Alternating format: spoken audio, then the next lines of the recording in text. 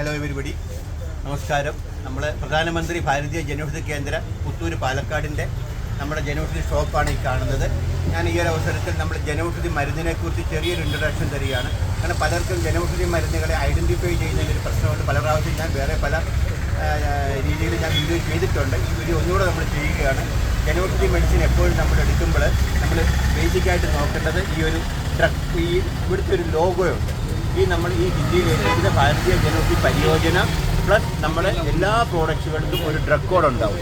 ജനൌഷധിയുടെ ഒരു പ്രോഡക്റ്റിനും പേരുകൾ ഉണ്ടാകത്തില്ല. ബ്രാൻഡഡ് കമ്പനികളെമാതിരി മെഡിസിനുകളിൽ നമ്മൾ എല്ലാ മെഡിസിനുകൾക്കും നമുക്ക് ഇവിടെ അതിൻ്റേതായിട്ടുള്ള കെമിക്കൽ കോമ്പിനേഷൻ ആയിരിക്കും. അതിനുശേഷം നമുക്ക് എല്ലാ മെഡിസിനും ഐഡൻറ്റിഫൈ ചെയ്യാനുള്ള ഡ്രഗ് കോഡ് അല്ലെങ്കിൽ ഐറ്റം കോഡ് ഉണ്ടാവും. പിന്നീട് നമുക്ക് കണ്ടുപിടിക്കാനുള്ളത് ഇന്ത്യൻ ഫാർമസി കൗൺസിലിൻ്റെ അഡ്രസ്സ് കൃത്യമായിട്ടുണ്ടാവും. അപ്പോൾ ഏറ്റവും ബേസിക് നമുക്ക് വളരെ എളുപ്പം മനസ്സിലാക്കാനുള്ളത് ജനൌഷധിയുടെ ലോഗോയാണ്. പിന്നെ ഓരോ പ്രോഡക്റ്റും നമ്മൾ റിപ്പീറ്റ് ചെയ്ത് മരുന്നുകൾ നമ്മൾ ഏത് മരുന്നും റിപ്പീറ്റ് ചെയ്ത് വാങ്ങുമ്പം എല്ലാ മെഡിസിനിലും നമ്മൾ ഓരോ മെഡിസിനുള്ള ഡ്രഗ് കോഡുകൾ നമ്മൾ ഐഡൻറ്റിഫൈ ചെയ്യുക. ഇപ്പോൾ നിസ്സാരപ്പെട്ട നമ്മുടെ ഒരു ജിൻസങ് മൾട്ടിവിറ്റാമിൻ അതിന് 580 ഡ്രഗ് കോഡ്. എത്ര പ്രാവശ്യം നമ്മൾ വാങ്ങിയാലും ആ 580 എന്നുള്ള ഡ്രഗ് കോഡ് ഒരിക്കലും മാറില്ല. ചിലപ്പം മരുന്നുകൾക്ക് കളർ മാറാം, ഷേപ്പ് മാറാം, പക്ഷേ ഒരു കാരണവശാലും ഡ്രഗ് കോഡോ ഇന്ത്യൻ ഫാർമസി കൗൺസിലിൻ്റെ അഡ്രസ്സോ അല്ലെങ്കിൽ അതിൻ്റെ ലോഗോയോ മാറില്ല. അപ്പം നമ്മൾ ബേസിക്കലി ഈ 3 കാര്യങ്ങൾ നമ്മൾ ചെക്ക് ചെയ്യുക. അങ്ങനെയാണെങ്കിൽ നമുക്ക് ഒരു കാരണവശാലും നമുക്ക് ജനൌഷധികളിൽ നിന്നും നമുക്ക് ജനൌഷധി അല്ലാത്ത മരുന്നുകൾ നമ്മൾ അറിയാതെ നമ്മൾ വാങ്ങേണ്ട ഒരു സാഹചര്യം ഉണ്ടാവുകയില്ല.